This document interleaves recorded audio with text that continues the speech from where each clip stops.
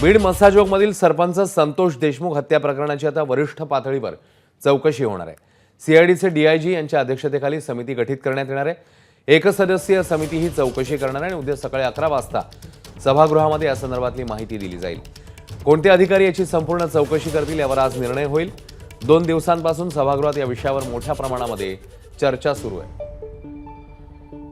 अधिक तपशील जाणून घेऊया। राजू सोनवणे आपल्या सोबत आहेत, आपले प्रतिनिधी। राजू, सरकारने कशा प्रकारे पावलं टाकली आहेत आता आणि या समितीला काही स्पेसिफिक कालमर्यादा आखून देण्यात आलेली आहे का?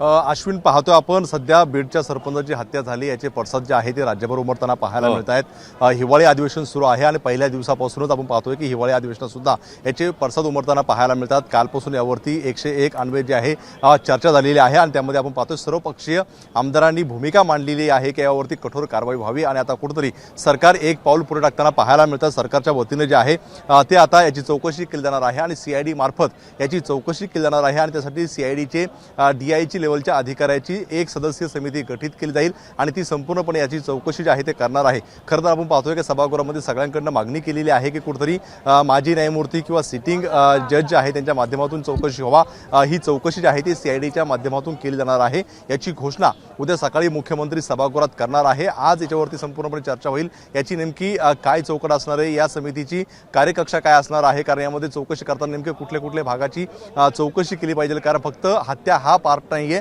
तर याच्यामध्ये पाहतो आपण खंडणीचा गुन्हा दाखल झालेला आहे, राजकीय सुद्धा आरोप झालेले आहे। त्यामुळे याच्यामध्ये नेमकी काय काय चौकशी करायची याची संपूर्णपणे फ्रेमिंग जी आहे ती आज होणार आहे आणि अधिकारी कोण नेमकं डीआयजी याची चौकशी करेल याची सुद्धा जे आहे ते आज संपूर्णपणे यावरती निर्णय होईल आणि उद्या सकाळी 11 वाजता मुख्यमंत्री सभागृहामध्ये घोषणा करणार आहे। त्यामुळे आताच्या घडीची ही सगळ्यात मोठी बातमी म्हणावी लागेल। धन्यवाद राजू या माहितीबद्दल। एबीपी माझा, उघडा डोळे बघा नीट।